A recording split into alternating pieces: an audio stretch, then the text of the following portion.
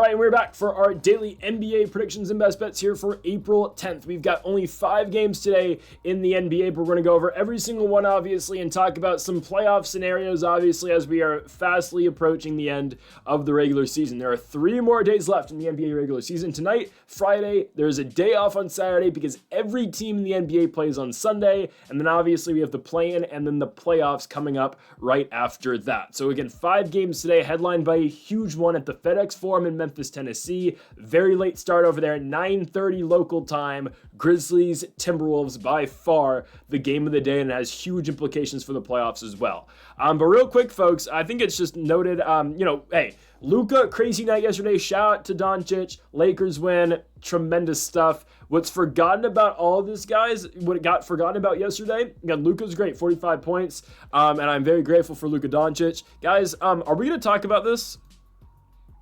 Josh Giddy, 1,000 points, 500 rebounds, 5 assists. Giddy has now become the 3rd player to reach these totals this season. The other 2 are LeBron James and Nikola Jokic. Are we gonna talk about this? Giddy, 28, 16, 11, 3, and 2. Guys, we're gonna have to start having some really uncomfortable conversations about Josh Giddy being, I'm not joking, elite. I don't know. If he does this for a whole season next year, Josh Giddy, I'm not joking, is going to be a top 25 player in the sport. He's 22.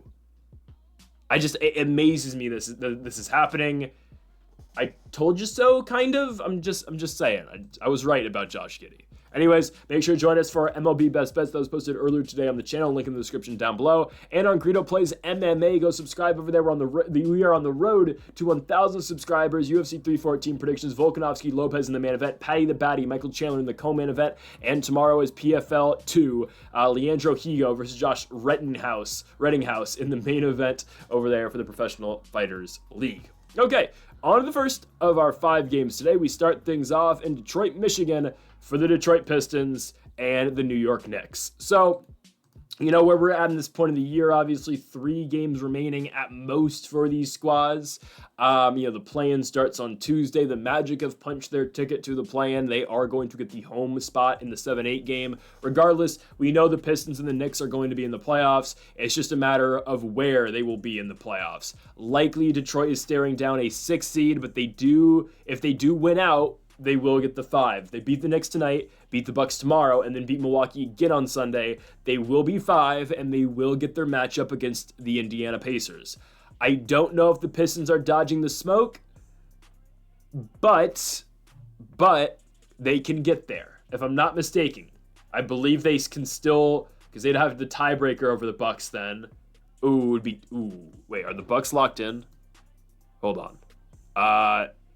No, the Pistons would have the tiebreaker. They have the better conference record, I believe. So yeah, the Pistons can still get 5. So this was going into my explanation of this. The Pistons really want to win. I think. As long as they're not dodging the smoke with Indiana, I do think they're going to try their hardest to start winning. Now, they have lost 4 out of their last 5, but they look at this 3-game set. Okay, you beat the Knicks and you beat Milwaukee twice. You do go get to play the team that you hate, I guess, in the Pacers.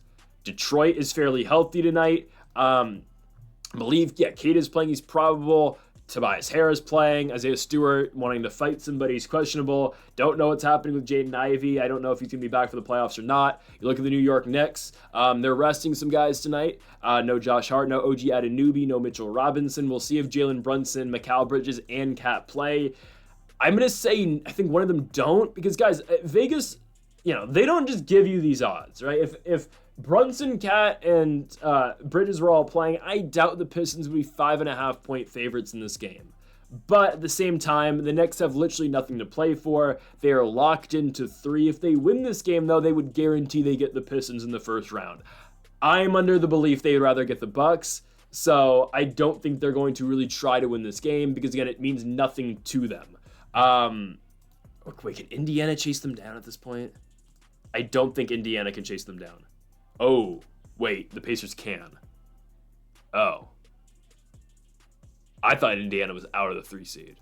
It would take a lot for the Pacers to get 3. But that would mean the Knicks would need to lose to the Brooklyn Nets and whatnot. Okay, now the Knicks are going, barring some crazy circumstance, the Knicks will probably be 3.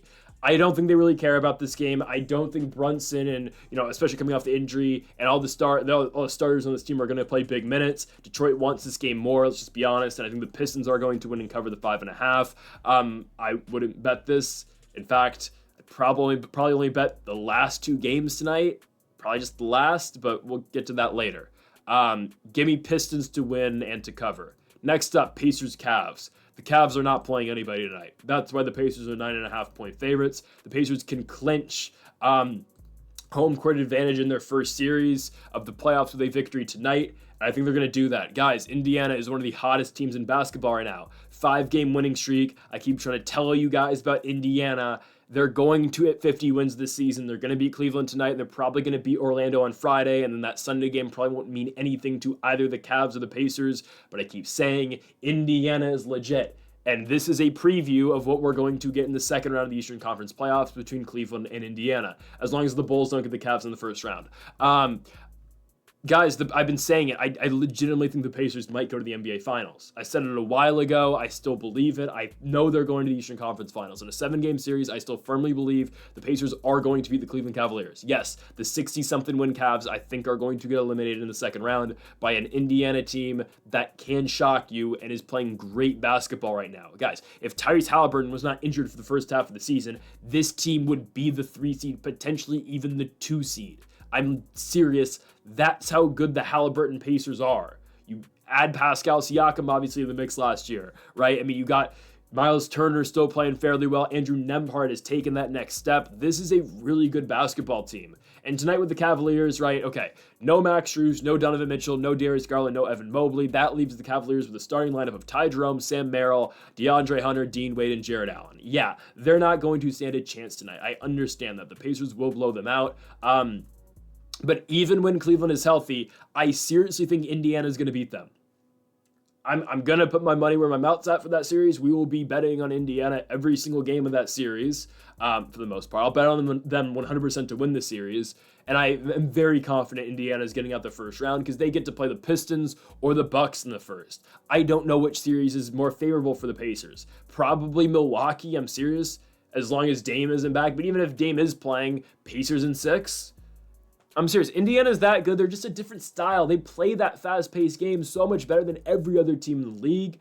I'm all over Indiana. I think they can beat Cleveland in a 7-game series, and definitely tonight against Cleveland's backups, they're going to make this look easy. Again, guys, Tyrese Halliburton is the new point guard. Chris Paul, that's Tyrese Halliburton in this generation. He's that good. He's that good of a passer. Halliburton, Siakam, and the Pacers beat up on the Cavaliers tonight. The Cavaliers' second unit. Indiana wins, and they cover the 9.5 points as well. We go into our third game of the night. Hawks and Brooklyn Nets. So I have calculated this. I've looked into the tiebreakers and whatnot. Atlanta does control their own destiny to the number 8 seed, and they only need to go 2-1 to secure the 8 and get 2 chances at the playoffs over the Chicago Bulls. Meaning they only have to win 2 out of these 3 games, Brooklyn, Philadelphia, Orlando. Well, held tonight against the Nets, they are 13.5-point favorites against the tanking Brooklyn Nets. We'll get to them in a second. And then tomorrow they get to play probably the worst team right now in the NBA. I'm not joking, the Philadelphia 76ers. Yes, they are the worst team after somehow the Utah Jazz beat the Portland Trailblazers last night. Regardless, the Hawks will beat the Nets.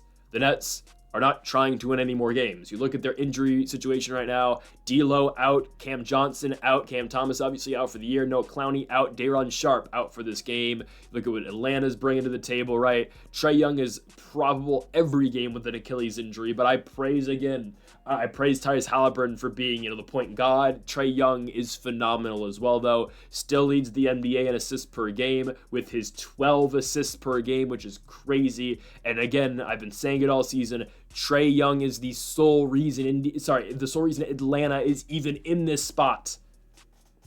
Onyeka Okongwu, by the way, has been playing some great basketball.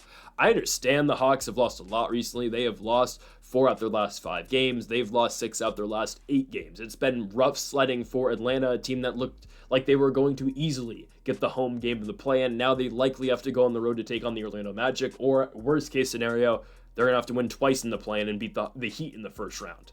I think, again, they're going to bypass that because all they got to do is beat Brooklyn and Philadelphia. But hell, After the Warriors lost to the Spurs last night, I don't know what the hell to expect in the NBA.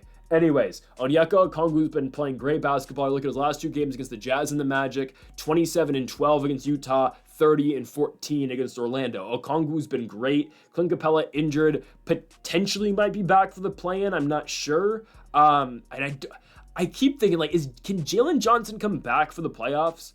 Because yeah, he tore his labrum in January, but he's about on that, estimated recovery time of when Wagner and Banchero had the torn labrum from the Magic. Like, that should be coming up in the playoffs. Will they try to push Jalen Johnson for the playoffs? Probably not. But I mean, I don't know. I feel like if they could win the play-in, Jalen Johnson should probably be back. Anyways, Trae Young's going to dominate this game. I think Okongwu, by the way, should have a good night. Yes, Nick Claxton is talented, but Atlanta just outpaces Brooklyn in every facet tonight. The Hawks are going to be able to play their game. Brooklyn's 26-53. They're not very good. Give me the Atlanta Hawks, and I don't think it's all that close. Tomorrow they will clinch the number 8 seed by beating the 76ers. And for the Bulls, they're just going to have to win back-to-back games in the play-in. I think it's very achievable. I'm not going to lie. I like Atlanta a lot. You guys, if you've been watching all year long, you know how much I like the Hawks. In a one-game play-in, though, season on the line, in Atlanta, I'm taking the Bulls to beat them. I just am. I'm hoping it's Bulls Magic, because I want the Hawks and the Bulls to be in the playoffs. But we'll see. And I really want that Bulls-Cavaliers series. You guys are going to be surprised when the Bulls take 2 games off of Cleveland. I'm serious. They're going to, if it happens. Regardless, I think Chicago would take game 3 and 4. I think they'll tie. I'm just saying. I think that series would go 2-2 going back to Cleveland in game 5. That's all I'm saying. Anyways, I'm taking the Hawks to win this game and cover the 13.5 points as well. Next up, I'm taking New Orleans to cover 15.5 here against the Bucks. I actually don't mind this at all. Milwaukee, right? Not locked into 5. Guys, this game doesn't mean anything for the Bucks because regardless of what happens tonight, they still need to beat the Pistons once. Even if they win this game, they still need to beat Detroit once. So nothing changes for the Bucks from this game to their last 2 playing against the Pistons. So there's no motivation for them to win this game. I'm surprised Giannis is even playing. Giannis is probable he's going to give it a go. But looking at the fact that they have a back-to-back, I'm very surprised Antetokounmpo is even playing this game. Because even if they win this one, they still have to win one of the 2 against Detroit. If they lose this game, it's the same thing. It's just, I don't really understand why, if Giannis is actually hurt and if he is actually dealing with that shoulder injury, why would he play this game? I assume he's healthy enough then. I mean, he's got to be. I just think the Pelicans do cover this because I think Milwaukee, who plays at 5, will see, okay, Detroit's beating New York, which this is a 2-parter, right? We're expecting the Pistons to beat the Knicks. So I think the Bucks then see at halftime, okay, say they're up by like 8 points. Okay, they're beating the Pels, right? They see at halftime, oh, Detroit's going to beat New York. This game doesn't mean anything to us. And we play Detroit tomorrow. Detroit, I think they have to go to Detroit. Yeah, we have to go to Detroit right after this game. And now this Pelicans game does not mean anything to us. I think the Bucks will then empty their bench, not really play Giannis and the starters, Kuzma, Brook, Lopez, and company at the end of the game, and they're going to empty the bench and let Bobby Portis get his legs back, obviously coming back from suspension, AJ Green, Gary Trent, whatnot, KPJ. I feel like those guys are going to play more in the second half because the Bucks ultimately don't care if they win this game or not, because it doesn't matter to them at all. The Pels, I'm not going to sell you on the Pelicans. I know they're not good. I understand that. But hell, these 2 teams just played in New Orleans, and it was a 4-point loss for the Pelicans. So they were competitive against Milwaukee. And they have a bunch of injuries, right? Alvarado questionable, Olynyk out, Evis Missy questionable, Hawkins out, Brandon Boston out, Bruce Brown questionable. Their last game against Milwaukee was Antonio Reeves, who led them in points, and he'll probably be starting tonight because I would expect the starting lineup to look something like Alfred Payton, Antonio Reeves, Bruce Brown, JRE, Jeremiah Robinson-Earl, and Karlo Maktovic. Wow, what a lineup. But I'm just looking at this from a standpoint of the Bucks. Like, okay, this game doesn't matter to us at all. We're going to see at halftime the Pistons probably going to be winning, so we have nothing to play for here. And whatever happens, they literally have nothing to play for tonight, as long as the Pistons win. So I'm going to take the Pels to cover. I'm not going to say they backdoor, but I think they kind of just hang around. I think the Bucks win, but plus 15.5 feels like too much for the Pels against a Bucks team who might start to rest in the second half. So give me New Orleans here. Final game of the night. Obviously, the biggest game of the night is on the thumbnail. You see Anthony Edwards. You see John Morant. Grizzlies versus Timberwolves. Major implications in this game. Because if the Timberwolves lose, I'm pretty sure they're stuck in the plan because they'd be fixed 46 and 34. They would just need a lot of help to get out the plan. So I know they're going to win their last 2 games, but still they need help to get out of there. So Memphis can essentially send Minnesota to that play-in and, confirm one of the 2 spots in that thing, which obviously all these West teams are looking to avoid. Are the Grizzlies a serious threat? No, they're not. This is the matchup. I've said it before and I'll say it again. The Grizzlies are the matchup everybody wants in the playoffs. They just are. And this team is not good enough to beat the Thunder, Rockets. Even the Rockets, Thunder, Rockets, Lakers, even Denver, I don't know about the Clippers, Warriors. All those teams beat the Grizzlies in a 7-game series. Let's just be honest. They do. But in this one spot, they're going to beat Minnesota at home. I firmly believe that. That loss the Timberwolves had on Tuesday to the Bucks, I don't want to call it a season-changing loss, but it does kind of feel that way. You're on a 5-game winning streak. You're looking to avoid the plan. You've played so well recently that you're going to play your way out of the plan. And then you choke a near 30-point lead in the 4th quarter to the Milwaukee Bucks, a team that had essentially given up, put the bench unit in, and let Bobby Portis run wild on you. Oh, man. That's bad. That's really bad. They lost the game to the Bucks. And sure, are they going to win their final 2 games of the year? I think they will. They get Brooklyn and Utah. I'd be surprised if they didn't. They're both being played in Minneapolis at the Target Center. Sure, they're going to finish with 48 wins. But 48 wins probably puts you in 8, which is crazy. Because think about it. Okay, the Timberwolves win this game, sure, but... the Timberwolves lose this game and win their next 2, but by Memphis winning this game, they have 48 wins. The Clippers only need to win 1 more, and the Nuggets only need to win 1 more to have 49. So, I think, again... things are always changing, but the way it's looking now, I think it's going to be Golden State and Minnesota in the 7-8, like it is right now. Yeah, I think Memphis loses to Denver probably tomorrow night, but I think the Grizz beat the Mavs on Sunday. And I think the Warriors win obviously tomorrow in Portland. They could lose that game, but then I think the Clippers are actually going to go on the road and beat them on Sunday. So I think it will be Warriors-Timberwolves in the play-in. And the way I'm looking at it right now, I think it's going to go... It depends who the Nuggets play on Sunday. They play... It's Grizzlies and then Houston. Houston's going to rest. I think... Houston's done for the year. It's going to be the same way it is right now. I'm serious. It's going to be Thunder, Rockets, Lakers, Nuggets, Clippers, Grizzlies, Warriors, Timberwolves. Yeah, I don't think anything changes here. And I think the Grizzlies win this game. I think they do, guys. They're at home. They've been playing a lot better. Ja Morant, whether he's doing the grenade celebration, he's pointing guns in the air or whatnot. Ja's playing great ball, and Zach Edey is having a very good couple games on the glass. 40 combined rebounds in his last 2 games for the rookie out of Purdue. I don't think the Grizzlies are a serious threat, but yes, they've been winning games when they needed it most. They went on the road against Eastern Conference teams and won 3 in a row in Miami, in Detroit, and in Charlotte. So I think they beat the Timberwolves tonight. I think the Grizzlies are going to be able to outrun them. And what Minnesota does kind of find themselves in their problem that they find themselves in, the Timberwolves do a lot. And I think it's going to be apparent, obviously, down the stretch of the season and into the playoffs, is that they are so ant-centric, which, again, can get you far. But my goodness, they are so one-dimensional. It's just Anthony Edwards. He's the second leading scorer in the NBA this season, other than Shai Gilgeous-Alexander. He just doesn't have much help. I like Dante DiVincenzo a lot. Naz Reid will have his nights. But, man, you look back at the Karl-Anthony Towns trade, and you just think, what are we doing? Guys, in that game against the Bucks, Julius Randle played 35 minutes and he scored 9 points. And we haven't even seen playoffs Julius Randle yet, who's due to regress, because that's just how Julius Randle plays in the postseason. I don't like this at all from Minnesota. They're not trending in the right direction. Do I think they get in the playoffs? Probably. Okay, if I had to guess, Warriors Timberwolves 1-game play-in, I think Golden State probably beats them. I think the Warriors will. And then the Timberwolves will host probably the Dallas Mavericks. Yes, I think the Mavericks beat the Kings.